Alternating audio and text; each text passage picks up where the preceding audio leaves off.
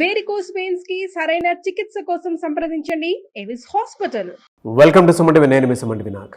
మిథున రాశి వారికి కనుక మనం చూసుకుంటే కర్మ సిద్ధాంతం అసలు ఏం చెప్తుంది, సో పలానా కర్మ మనకు ఉంది అనేటువంటి విషయం ఎలా తెలుస్తుంది, ఎస్పెషల్లీ విమెన్ ఎలాంటి జాగ్రత్తలు పాటిస్తే ఆ కర్మను నాశనం చేయొచ్చు అనేది ఈరోజు మనతో పాటు వేదిక ఆస్ట్రాలజర్ ఉమా గారు ఉన్నారు. అది వారి మాట్లాడి తెలుసుకుందాం. నమస్కారం ఉమా గారు.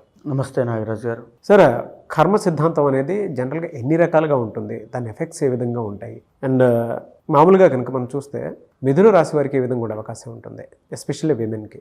నాగరాజు గారు, ముఖ్యంగా కర్మ అనేటువంటి విషయం మనం మాట్లాడుతున్నామంటే దాంట్లో 3 రకాలుగా విభజించబడిందండి. సంచిత కర్మ అంటారు మొదటిది. అంటే మనం ఏదైతే జన్మల నుంచి మనం చేసినటువంటి పాపం ఉంటుందో, గతంలో మనం చేసినటువంటి పాపం ఉంటుందో, అది గతంలో అంటే పాస్ట్ డేస్ అవ్వచ్చు, లేకపోతే పూర్వ జన్మలు అవ్వచ్చు, కోటి జన్మల నుంచి చేసేటువంటి పాపాలు కానీ, మన వంశపారంపర్యంగా వచ్చేటువంటి పాప దోషాలు కానీ ఏమైనా ఉంటే, శాపాలు కానీ ఏమైనా ఉంటే, అవన్నీ కూడా సంచిత కర్మనే అంటారు. మన వంశపారంపర్యంగా వచ్చేటువంటిది మనం ఎందుకు అనుభవించాలి, నేను చేయని తప్పని చాలామంది అనుకుంటూ ఉంటారు నాగరాజు గారు.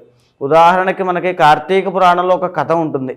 ఏమిటనంటే, ఒక మహారాజు తన కూతుర్ని డబ్బు కోసం వేరే వరుడికి అమ్మినప్పుడు, ఆ మహారాజు చనిపోయిన తర్వాత తన 7వ తరమైనటువంటి గొప్ప మహారాజు అతను, ఆ 7వ తరం మహారాజు ఏ పాపము చేయనటువంటి వాడు స్వర్గంలో ఉంటే అతన్ని కూడా తీసుకుని నరకంలో పెడతారు. నేనేం తప్పు చేశానయ్యి, అంతకాలం తర్వాత స్వర్గంలోంచి మళ్ళీ నరకంలోకి తీసుకువెళ్ళారంటే, నీ 7వ తరంలో పుట్టినటువంటి మహారాజు దరిద్రంతో బాధపడుతూ డబ్బు కోసం తన కూతుర్ని అమ్మేశాడు, అందుకోసం నిన్ను కూడా తీసుకెళ్ళి లోపల పెట్టామని చెప్తారు. అంటే మనకు ఆ కర్మ అనుభవించే యోగం ఉంది కాబట్టే మన 7వ తరంలో ఆ మహారాజు జన్మించాడు. ప్రతిదీ కూడా ఒక ఇంటర్ లింక్ ఉంటుంది నాగరాజు గారు. అదేవిధంగా మనకు ఆ కర్మ అనుభవించే యోగం ఉంది కాబట్టే మనం మన తల్లి కడుపున, మన తండ్రి కడుపున, మన యొక్క ఫ్యామిలీ వాళ్ళకి సంబంధించిన దాంట్లోనే మనం పుడతాం. రుణానుబంధ రూపేణ పశుపతే సుతాలయ అంటారు. తప్పకుండా ఆ కర్మని ఎవరైనా అనుభవించాల్సిందే, మీరైనా నేనైనా, ఎవరు అతీతులు కాదు. అయితే ఈ సంచిత కర్మ వల్ల వచ్చేటువంటివి, ఇప్పుడు మన జీవితంలో పడేటువంటి కష్టాలన్నీ కూడా సంచిత ప్రారబ్ధ కర్మ వల్ల వస్తూ ఉంటాయి. మనం పూర్వజన్మ పాపము లేదా ఇప్పుడు చేసుకున్నటువంటి పాపము, అయితే దీన్ని సంచిత కర్మ అంటారు. ఇక రెండవది ప్రారబ్ధ కర్మ అని ఉంటుంది. అంటే మనం ఈ జన్మలో మన చేతులారా మనం చేసుకునేటువంటి పాపాలు, స్వయంకృతాపరాధాలు అవ్వచ్చు, ఏదైనా అవ్వచ్చు. మనకి ఉద్యోగం వస్తుంది, మనం చదవట్లేదు, మనం ఒక కర్మ ప్రతి కర్మకి కూడా రిఫ్లెక్షన్ ఉంటుంది నాగరాజు గారు, ఖచ్చితంగా కనబడుతుంది. ఇప్పుడు ఎవరు చూడట్లేదు కదా, నేను ఒక దొంగతనం చేశాను అనుకోండి, అది ప్రారబ్ధ కర్మ. ఇప్పుడు ఈ జన్మలో ఇప్పుడు నేను చేసేటువంటి ప్రారబ్ధ కర్మ ఖచ్చితంగా ఏదో రోజు అది నాకు ఎఫెక్ట్ కొడుతుంది. అది ప్రారబ్ధ కర్మ. అది నేను ఇలా తెలుసో తెలియక నిప్పును ముట్టుకున్నాను అనుకుని కాలుతుందా లేదా, అదే ప్రారబ్ధ కర్మ. మనం ఏం చేస్తున్నామో దానికి అదే జన్మలో మనం అనుభవిస్తున్నామంటే అది ప్రారబ్ధ కర్మ. అయితే ఇక మూడవది ఆగామి కర్మ అని ఉంటుంది. అంటే ఏదైతే సంచిత కర్మ ఉందో, అంటే సంచిత కర్మ మనం ఎన్నో జన్మల నుంచి చేసిన పాపం అంతా ఒకేసారి మన మీదకి రాదండి. ఈ జన్మలో ఎంతైతే అనుభవించాలో అంతా అనుభవిస్తూ ఉంటాం. బ్యాలెన్స్ మిగతా ఉంటుంది కదా, రిమైనింగ్ అంతా ఉంటుంది కదా. ఆ సంచిత కర్మ ఇప్పుడు మనం చేసిన ప్రారబ్ధ కర్మ అంతా కలిపి ఆగామి కర్మగా రాబోయే రోజుల్లో మనం అనుభవిస్తాం. దీన్ని ఆగామి కర్మ అంటారు. ఈ 3 కర్మలు ప్రతి మనిషిని, ప్రతి రాశిలో ఉండేటువంటి వ్యక్తి మీద ఆధారపడి ఆ వ్యక్తి యొక్క జీవితాన్ని చిన్నాభిన్నం చేస్తూ ఉంటాయి, ఇబ్బందులు గురి చేస్తూ ఉంటాయి. ఏదైనా కష్టమైనా పడవచ్చు, సుఖమైనా పడవచ్చు, ప్రతిదీ కూడా కర్మ మీద ఆధారపడి ఉంటుంది. ఇప్పుడు మనం ఒక రాశి వారికి ఇలా ఉండబోతోంది అని చెప్తున్నప్పుడు ఆ రాశి వాళ్ళకి ఎందుకు కనెక్ట్ అవుతుందండి? ఉదాహరణకి మొన్న ఒక రాశి వాళ్ళ గురించి మనం చెప్పినప్పుడు ఎంతోమంది ఫోన్లు చేసి చాలా కరెక్ట్గా యాక్యురేట్గా చెప్పారండి. ఎలా జరుగుతుంది అదంతా కూడా. ఒక రాశి మీద ఎలాంటి కర్మ ప్రభావం పడుతుంది అనేటువంటిది కూడా జ్యోతిష్ శాస్త్రం నిర్దేశించింది. దాని ఆధారంగానే ఆ రాశి వాళ్ళకి ఎప్పుడు ఎలాంటి సమస్యలు వస్తున్నాయో మనం క్లారిటీగా చెప్పొచ్చు. ఓకే, మిథున రాశి వారికి ఎలా ఉండే అవకాశం ఉంటుందని, అంటే ప్రస్తుతం ఏ కర్మ నడుస్తుందని అనుకోవాలి, ఎలా గుర్తించాలి దాన్ని? ఈ యొక్క కర్మలు నేను వివరించినటువంటి కర్మలన్నీ కూడా నాగరాజు గారు ఈ మిథున రాశి వాళ్ళకి ఎన్నో రకాలుగా ఇబ్బంది చేస్తుంటాయి. మొదటగా సంచిత కర్మ అనేటువంటిది మిథున రాశి మీద ఎలాంటి ప్రభావాలు చూపిస్తుందో కొంచెం మీకు చెప్తాను, సిమ్టమ్స్ అవి కూడా. సో మొదటగా ఈ యొక్క మిథున రాశి వాళ్ళకి వైవాహిక జీవితం మీద ఇబ్బంది చూపిస్తుంది. మిథున రాశికి సంబంధించిన స్త్రీలు మీరు ఆత్మ విమర్శ చేసుకోండి, వైవాహిక జీవితంలో మీకు సమస్యలు ఎదురవుతాయి. భార్యాభర్తల సంబంధం మధ్యలో ఎన్నో ఆటంకాలు, మనస్పర్ధలు అన్నీ సంభవిస్తూ ఉంటాయి. భర్త అనేటువంటి రిలేషన్ ఒక ఆర్టిఫిషియల్గా మారిపోతుంది. బికాజ్ ఎవరో 3వ వ్యక్తి ఇన్ఫ్లుయెన్స్ వల్ల, ఏదర్ అత్తగారు అవ్వచ్చు, ఎవరైనా అవ్వచ్చు, వారికి ఇన్ఫ్లుయెన్స్ వల్ల ఒక ఒక మెకానికల్ రిలేషన్ అంతే, ఆ ప్రేమ ఆప్యాయతలు తగ్గిపోతాయి. అదేవిధంగా వీళ్ళు బిజినెస్ చేసేటువంటి యోగం మిథున రాశి వాళ్ళకి అద్భుతంగా ఉంటుంది. వీళ్ళు వెరీ క్రియేటివ్ అండి. అంతటి అద్భుతమైన స్కిల్స్తో జన్మించిన వాళ్ళు మిథున రాశి వాళ్ళు. ఇంతటి క్రియేటివ్ పీపుల్ అయినటువంటి మిథున రాశి వాళ్ళకి వాళ్ళ క్రియేటివ్ లెవెల్స్ డైల్యూట్ అయిపోతాయి. వాళ్ళ క్రియేటివ్ లెవెల్స్ ఏవి పనిచేయవు. అదేవిధంగా వ్యాపారం ఆగిపోతుంది, అంటే కస్టమర్స్ రావడం తగ్గిపోతుంది, వ్యాపార వశీకరణం తగ్గిపోతుంది. అంటే వ్యాపారం ఎప్పుడూ కూడా 10 మందితో కలకల్లాడుతూ ఉంటే అది వశీకరణం అవుతున్నట్టు. సో ఐశ్వర్యం తగ్గిపోతుంది. ఎందుకంటే మిథున రాశి వాళ్ళు, స్త్రీలు ఎస్పెషల్గా ఆడవాళ్ళు అయినప్పటికీ కూడా వడ్డీ వ్యాపారంలో గొప్పగా రాణిస్తారని మనం చెప్పుకున్నాం. వ్యాపారంలో అద్భుతంగా రాణిస్తారని చెప్పుకున్నాం.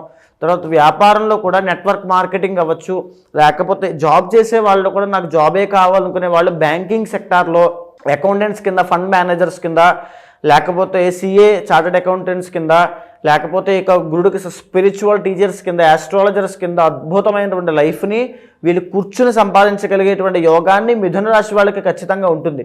ఎయిదర్ స్త్రీలు అవ్వచ్చు, అది పురుషులు అవ్వచ్చు.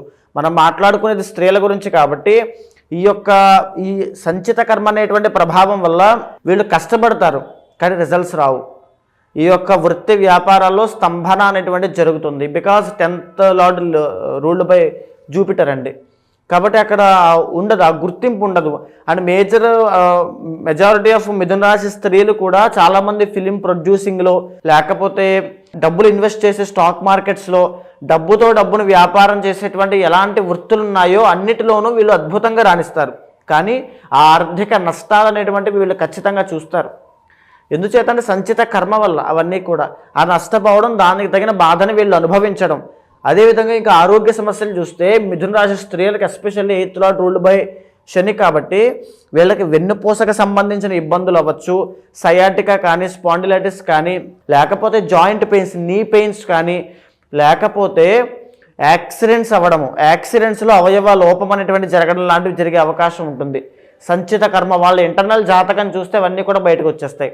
ఏ రకమైన కర్మ వల్ల, ఏ ప్లానటరీ కాంబినేషన్స్ వల్ల, ఏ రకమైన కర్మ వల్ల వీళ్ళు ఇబ్బంది పడుతున్నారో తెలిసిపోతుంది. అదేవిధంగా వీళ్ళ జాతకంలో ఇప్పుడు మనం మాట్లాడుకునేది ఆడవాళ్ళ గురించి అండి. ఆడవాళ్లే మైనస్ అన్నట్టుగా, ఆ శత్రువు అన్నట్టుగా ఎంతోమంది ఆడవాళ్ళ వల్ల వీళ్ళు చాలా ఇబ్బంది పడతారు. వీళ్ళు సహాయం చేసే గుణం అమితంగా ఉంటుందండి. ఎంతో సహాయం చేద్దాం అనుకుంటారు కానీ వీళ్ళు సహాయం చేసినప్పటికీ కూడా వాళ్ళు ఒక శత్రువులాగే చూస్తారు. వీళ్ళ అవసరానికి వాడుకుంటారంతే. ఈ మాట బాగా గుర్తుపెట్టుకోండి. అవసరం కోసం, అవకాశం కోసం వాడుకొని మిమ్మల్ని పక్కన పెడతారు. మీ యొక్క మంచితనాన్ని చేతకానితనంగా, చులకనగా చూస్తుంటారు. దానివల్ల వచ్చేటువంటి ఆ బాధని మీ చెవిన పడినప్పుడు మీరు అనుభవిస్తారు. అది సంచిత కర్మలోకి వస్తుంది. ఇకపోతే ప్రారంధ కర్మ అనేటువంటిది మిథున రాశి స్త్రీ అనేటువంటి మీకు ఎలా ఎఫెక్ట్ అవుతుందంటే, వ్యాపారం విషయంలో మీ నేర్పు అనేటువంటి తగ్గిపోతుంది, మీ స్కిల్స్ అనేవి తగ్గిపోతాయి. ఇంతకుముందు ఎన్నో తెలివితేటలుగా ఒక ప్లాన్ వేసి ఇలా వెళ్తే మన యొక్క వ్యాపారం చాలా బాగుంటుందని చెప్పినటువంటి మీరే ఏమీ లేకుండా అన్నీ కూడా రాంగ్ డైరెక్షన్లో వెళ్ళడం, ఒక ఫ్లాప్ ప్లాన్స్ వేయడము, అన్నీ కూడా ఇన్వెస్ట్ చేసిన దాంట్లో నష్టపోవడం, ఆర్థిక ఇబ్బందులు, అప్పు, మెయిన్గా రుణ బాధలండి. Because 7th and 10th lord ruled by గురుడు కాబట్టి రుణ బాధలు, అప్పుల పాలు అయిపోతున్నారు మిథున రాశి వాళ్ళు. అంటే కర్మ యొక్క విషయం వల్లే, కర్మ వల్లే మీరు ఇబ్బంది పడుతున్నారు. 10 మంది మధ్యలో మాట పడాల్సి రావడము. ఎందుకంటే గురుబలం ఉండదు వీళ్ళకి జనరల్గానే. ఆ గురుడు జాతకంలో సక్సెస్ని ఇచ్చేవాడు, డబ్బునిచ్చేవాడు, తర్వాత పాపులారిటీని ఇచ్చేవాడు, అదేవిధంగా ఒక గౌరవ మర్యాదలు, నాకంటూ నేనేంటి, నా స్వతహాగా ఒక హోదాని, ఒక రాయల్టీని ఇచ్చేవాడు రవి మరియు గురుడు. ఆ గురుబలం ఎప్పుడైతే కోల్పోయారో ఈ యొక్క మిథున రాశి వాళ్ళు, జాతకంలో గురుడు బాగుంటే కొద్దిపాటిగా కాస్త పర్వాలేదు, లేకపోతే ఎన్నో రకాల ఇబ్బందులు మిథున రాశి వాళ్ళకి వస్తాయి. అంటే పెట్టిన దాని మీద నష్టపోవడం లాంటివి ఎన్నో చూస్తారు.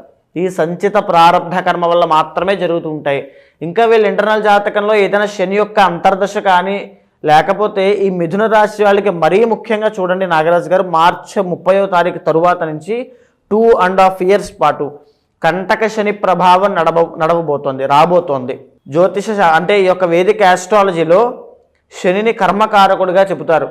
ఈ శని ఎంటర్ అయిన తర్వాత ఎవరు ఏ వృత్తుల్లో ఉన్నా మిథున రాశి వాళ్ళు, ఎయిదర్ మీరు జాబ్ చేస్తున్నా, లేకపోతే నేను ఇందాక చెప్పినటువంటి వృత్తుల్లో ఫైనాన్షియల్ సెక్టార్స్లో కానీ, అకౌంటెంట్ సెక్టార్స్లో కానీ, బిజినెస్లో కానీ మీరు ఉన్నా, అందులో కూడా అన్నీ తగ్గిపోతాయి. వ్యాపారాలు తగ్గిపోతాయి, ఉద్యోగ అభివృద్ధి తగ్గిపోతుంది, ప్రమోషన్లు ఆగిపోతాయి. బికాజ్ కంటక శని కాబట్టి కంటక శని అంటే కర్మకారకుడు. ఆ కర్మ మిమ్మల్ని ఎక్కడ ఎఫెక్ట్ చేస్తోంది? కంటక శని అంటే మీ జన్మరాశి నుంచి 10వ స్థానంలో శని ఉంటే దాన్ని కంటక శని అంటారు.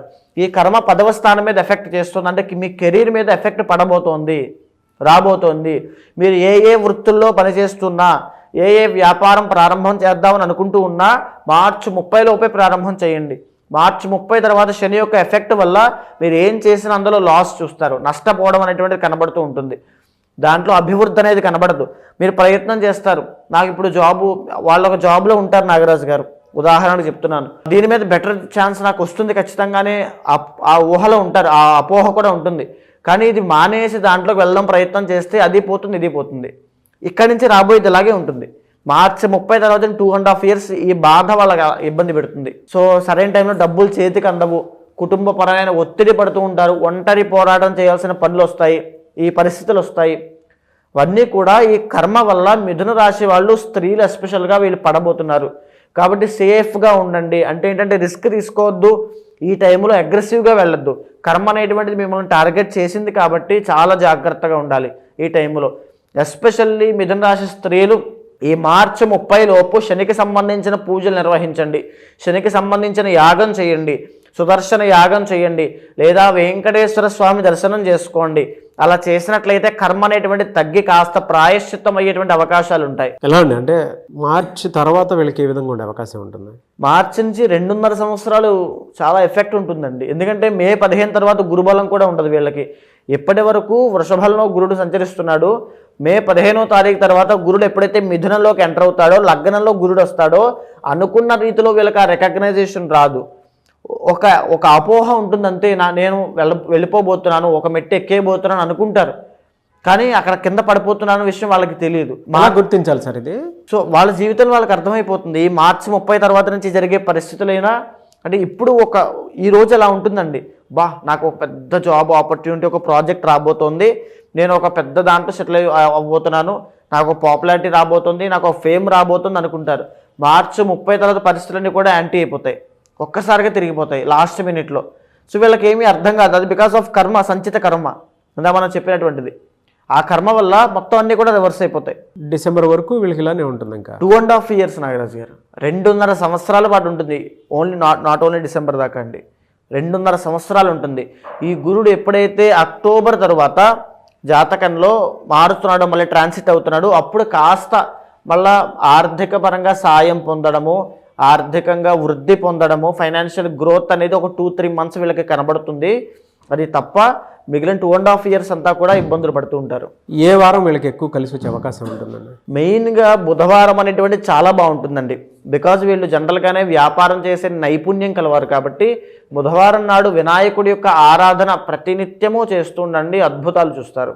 ఎలా సార్, అంటే ఈ కర్మ సిద్ధాంతానికి సంబంధించినటువంటి రెమెడీ ఏమైనా ఉంటుందా? ఈ ఫిబ్రవరి 26వ తారీఖున నాగరాజు గారు మహాశివరాత్రి అయింది. జన్మకొక శివరాత్రి అంటారు. అంటే ఈ మహాశివరాత్రిని పురస్కరించుకుని నేను చేసేటువంటి కర్మ నివారణ అవ్వడం కోసం చేసే రుద్రయాగంలో పాల్గొమని చెప్పండి. ఎవరైనా సరే, ఏ ఇండివిజువల్లో అయినా సరే, అంటే మీ కర్మ మీదే, మీ భార్య కర్మ మీ భార్యదే, ఎవరి కర్మ వాళ్ళదే. ఎవరైతే రుద్రయాగంలో పాల్గొంటారో వాళ్ళు జన్మలతో చేసినటువంటి సంచిత కర్మ అయినా, వాడు తెలుసో తెలియకో ఈ జన్మలో ఏదో తెలియని పాపం చేసినటువంటి ప్రారబ్ధ కర్మ వల్ల వచ్చే కష్టాలైనా తొలగిపోతాయి. ఉదాహరణకి ఒక వ్యక్తి ఉంటారండి, ఎంతో సంపాదిస్తూ ఉంటాడు, కానీ ఒక్క రూపాయి కూడా నిలబడదు. అవన్నీ కూడా ఇంట్లో ఉండేటువంటి వాళ్ళ ఆరోగ్య సమస్యలకి, వాళ్ళ చదువులకి, వాళ్ళ కష్టాలకి, వాళ్ళ కోరికలకి అన్నీ దానం చేస్తూనే ఉంటాడు. శ్రమదానం అవుతుంది, అన్నీ అయిపోతూనే ఉంటే జీవితం అలసి సొలసిపోతుంది తప్ప అతను ఏమాత్రం అనుభవించలేడు. అది కూడా ఒక కర్మే. జీవితాంతము మనశ్శాంతి లేకుండా అందరి కోసం కష్టపడడం కూడా ఒక కర్మే. ఎంత సంపాదన ఉన్నప్పటికీ కూడా తినడానికి తిన్న తర్వాత అరగకపోవడము, ఆ డయాబెటీస్ అవ్వచ్చు, బీపీ అవ్వచ్చు, ఇవన్నీ కూడా ఎక్కడి నుంచి వస్తున్నాయండి? సంచిత ప్రారబ్ధ కర్మల వల్లే వస్తున్నాయి. ఎప్పుడైతే కర్మ అనేటువంటిది నాశనం అవుతుందో ఆరోగ్యపరంగా ఒక మెరుగైన జీవితం ఉంటుంది. అదేవిధంగా ఒక మ్యారీడ్ లైఫ్లో ఇబ్బందులు వస్తున్నాయి, మాంగళ్య దోషం ఎందుచేత వస్తుంది అంటే సంచిత కర్మ వల్లే వస్తుంది. ఆ సంచిత కర్మ పోతేనే ఈ మాంగళ్య దోషం పోతుంది. 33 సంవత్సరాల దాకా వివాహం కావట్లేదు అంటే ఎందుచేత కావట్లేదు అంటే సంచిత కర్మ వల్లే కావడం లేదు. ఎప్పుడైతే కర్మ అనేటువంటిది నాశనం అవుతుందో, మూలమైనటువంటి కర్మ నాశనం జరిగినప్పుడు ఎలాంటి కోరికలు తీరాలన్నా తీరుతాయి, ఎలాంటి సమస్యలు పోవాలన్నా పోతాయి. మీరు ఇప్పుడే అన్నారు యజ్ఞాలు, యాగాలు, హోమాలు లాంటి లేదంటే పూజలు చేస్తే కర్మ నాశనం అవుతుంది అని. అండ్ ఇందాక ఒక మాట కూడా అంటం జరిగింది, కర్మను అనుభవిస్తేనే పోతుంది అని. అవునండి. అనుభవిస్తేనే పోతుంది అని చెప్పేసి అంటూ ఉన్నారు. అంటే పూజలు, యాగాలు చేస్తే నాశనం చేయొచ్చు అని చెప్పి, కర్మను నాశనం చేసేయచ్చు అని చెప్పేసి అంటూ ఉన్నారు. ఎలా అది? ఇక్కడ ముఖ్యంగా నాగరాజు గారు చాలామందికి ఉన్నటువంటి సందేహమే ఇది. అంటే కర్మ అనేటువంటిది అనుభవిస్తేనే పోతుంది కదా, మన కర్మ మనం అనుభవించాలి కానీ పూజలు చేస్తే ఎందుకు పోతుంది అని చాలామంది అనుకుంటూ ఉంటారు. ఉదాహరణకి ఒక మార్కండేయుడు అనేటువంటి ఒక మహాశివభక్తుడు, ఆయనకి 8 సంవత్సరాల వయసు ఉంది. ఆయన శివుడికి విపరీతమైనటువంటి ఆరాధన అంటే అభిషేకం చేస్తూ స్వామి యొక్క తపస్సులో, స్వామి యొక్క భక్తిలో మునిగి ఉన్నాడు. మునిగి ఉన్నప్పుడు ఆయన యొక్క ఆయుష్ అనేటువంటిది కంప్లీట్ అయిపోయింది. యమధర్మరాజు అంటే ప్రాణం తీసేటువంటి యమధర్మరాజు యమపాశంతో సహా వచ్చి, నాయన మార్కండేయ బయటికి రా, నీ ఆయుష్ పూర్తయిపోయింది, నీ ప్రాణం తీసుకెళ్లేటువంటి సమయం ఆసన్నమైంది, నువ్వు బయటికి రా అని పిలిస్తే, నేను రాను, నా పూజ శివ పూజ అయ్యేంత వరకు నేను బయటికి రాను అంటాడు. ఓకే, శివ పూజ ఎప్పుడు అవుతుంది అని యమధర్మరాజు అడిగితే, నా తల్లిదండ్రులు ముక్తికి వెళ్ళేంత వరకు కూడా నా శివ పూజ అవ్వదు అని చెప్తాడు. అయితే ఇలాంటి ఆటలన్నీ సాగవు, నీ ఆయుష్ కంప్లీట్ అయిపోయింది, నువ్వు శివుడి దగ్గర ఉంటే ఏంటి, ఎవరి దగ్గర ఉంటే ఏంటి అని చెప్పి ఆ యమపాశాన్ని విసురుతాడు. అప్పుడు మార్కండేయుడు భక్తితో శివుణ్ణి ఆలింగనం చేసుకుని చంద్రశేఖర చంద్రశేఖర చంద్రశేఖర పాహిమామని చంద్రశేఖరాష్టకం పాడితే, శివుడు శివలింగంలోంచి ఉద్భవించి ఎడంకాలతో యమధర్మరాజుని గుండెల మీద ఒక్క తన్నుతాడు. నా భక్తుణ్ణి నువ్వెవడరా ముట్టుకోవడానికని అని తన్ని ఆ మార్కండేయును చిరంజీవిగా చేస్తాడు. ఈ సృష్టి ఉన్నంత కాలము నువ్వు బ్రతికే ఉంటావు, నిన్ను ఆపేవాడు లేడని. ఇక్కడ ఈ కథలో కనిపించేటువంటి మార్కండేయుడు జీవుడు, వచ్చినటువంటి యమధర్మరాజు కర్మ, వచ్చినటువంటి శివుడే మన భక్తి, మనం చేసేటువంటి పూజ. అంటే ఈ మార్కండేయుడికి ఏదైతే తన సంచిత పాపకర్మ వల్ల ఆయుష్ అయిపోయిందో ఆ కర్మ వల్లనే ఆయుష్ తీయడానికి యమధర్మరాజు వచ్చాడు. ఏదైతే ప్రారబ్ధ కర్మ అంటే ఇప్పుడు తను చేసుకునేటువంటి భక్తి, ఆ పూజ, ఆ యొక్క స్వామి యొక్క కటాక్షం ఏదైతే ఉందో, స్వామి ఆ భక్తి రూపంలో వచ్చి కర్మని నాశనం చేసిందా చేయలేదా? అవును. భక్తి అనేటువంటి ఒక మాధ్యమంగా మారి కలియుగంలో ఈ పూజల రూపంలో మన కర్మ అనేటువంటిది నాశనం అవుతూ ఉంటుంది. సో అందుకే మీరు 26న కర్మ నివారణ అవ్వడం కోసం రుద్రయాగం అనేటువంటి చేయడం జరుగుతోంది. ఎవ్వరు పాల్గొన్నా సరే వాళ్ళందరికీ కూడా సంచిత ప్రారబ్ధ కర్మ పోయేటట్టుగా ఆ రుద్రయాగంలో సంకల్పం చెప్పడం వల్ల ఏదైతే ఒక మనిషి ఆ మోయలేనటువంటి కర్మ బరువు ఉంటుందో దానిని ఆ మరుక్షణం నుంచి ఆ కర్మ అనేటువంటిది నాశనం అయిపోతుంది. సో ఎవరన్నా అప్రోచ్ అవ్వాలి అనుకుంటే ఎలా అండి? మీకు కింద కనిపించేటువంటి నెంబర్కి కాంటాక్ట్ అయితే మా వాళ్ళు మీకు పూర్తిగా వివరాలన్నీ ఇస్తారు, దానికి సంబంధించిన వివరాలన్నీ కూడా చెప్తారు. ఖచ్చితంగా కాంటాక్ట్ అవ్వండి. ఏ విషయాలు కూడా, ఏ నియమాలు పాటించాలి, ఏ మంత్రజపం చేయాలో కూడా స్వయంగా నేనే చెబుతాను. ఎనీవే సార్, థ్యాంక్ యూ అండి. థ్యాంక్ యూ సో మచ్ అమ్మ గారు. నమస్తే. చూసారు కదండి వీడియో. ఈ వీడియోపై మీ అభిప్రాయం కమెంట్ బాక్స్లో పోస్ట్ చేయండి. అండ్ ముఖ్యంగా మీరు కనుక 26న అది కూడా మహాశివరాత్రి రోజు జరిగేటువంటి రుద్రయాగంలో పాల్గొనాలి అనుకుంటే స్క్రీన్ మీద మీకు కాంటాక్ట్ నెంబర్ కనిపిస్తుంది ఉమా గారిది. దానికి మీరు కాల్ ఆర్ మెసేజ్ వాట్సాప్ చేసి ఆ ప్రాసెస్ ఏంటో తెలుసుకోవాలి అనుకుంటే కూడా తెలుసుకోవచ్చు. లేదా మీరు డైరెక్ట్గా రుద్రయాగంలోకి పాల్గొనాలి అనుకున్నా కూడా డీటెయిల్స్ కోసం స్క్రీన్ మీద కనిపిస్తున్న నెంబర్ సంప్రదించండి. అండ్ ఈ వీడియో లైక్ చేయండి, షేర్ మాత్రం తప్పకుండా చేయండి. ఇలాంటి మరిన్ని వీడియోస్ కోసం మా ఛానల్ ఫాలో అవ్వండి. Thank you.